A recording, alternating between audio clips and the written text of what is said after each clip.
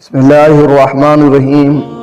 تمام ناظرین و سامعین کو السلام علیکم۔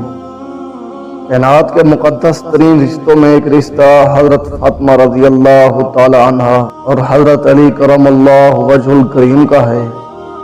آج کی اس ویڈیو میں ہم آپ کو حضرت فاطمہ رضی اللہ تعالی عنہ کا ایک واقعہ سنائیں گے کہ جب آپ رضی اللہ تعالی عنہ نے حضور اکرم صلی اللہ تعالی علیہ وسلم سے خادمہ یا لونڈی کی درخواست کی، اس سے قبل کہ آفتاب اپنی سنہری کرنیں زمین پر چھوڑتا اور اپنی نیند سے بیدار ہوتا، حضرت فاطمہ الزہرا رضی اللہ تعالی عنہ گھر کے سارے کام کاج کرنے لگیں۔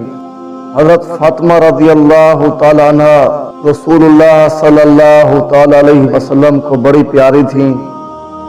حضرت فاطمہ رضی اللہ تعالی عنہ اناج لے کر اس کو چکی سے پیسنا شروع کیا، حتیٰ کہ ہاتھ میں ورم آ گئے اور گرے پڑ گئے۔ پھر مشکیزہ اٹھایا اور اس میں پانی بھرنے لگی، حتیٰ کہ گردن میں نشان پڑ گئے۔ پھر جھاڑو لے کر گھر کا سارا کوڑا کرکٹ نکالنے لگی، حتیٰ کہ گرد و غبار سے آپ کا دوپٹہ بھر گیا۔ پھر آگ پر ہانڈی چڑھائی اور اس میں پھونکنا شروع کیا اور لکڑیں جلانے لگیں، حتیٰ کہ آپ رضی اللہ تعالی عنہ کے کپڑے میلے ہو گئے۔ ان تمام کاموں کی وجہ سے آپ رضی اللہ تعالی عنہ کو شدید تکلیف لاحق ہوئی۔ ایک دن حضور نبی کریم علیہ الصلوۃ والسلام کے پاس کچھ قیدی اور خادم آئے ہوئے تھے۔ آپ رضی اللہ تعالی عنہ کے شوہر حضرت علی بن ابی طالب کرم اللہ وجہ الکریم دوڑتے ہوئے آئے اور حضرت فاطمہ رضی اللہ تعالی عنہ سے فرمایا، اے فاطمہ رضی اللہ تعالی عنہ، رسول اللہ صلی اللہ تعالی علیہ وسلم کے پاس کچھ قیدی اور خادم آئے ہوئے ہیں، تم جاؤ اور حضور علیہ الصلوۃ والسلام سے ایک خادم مانگ لو۔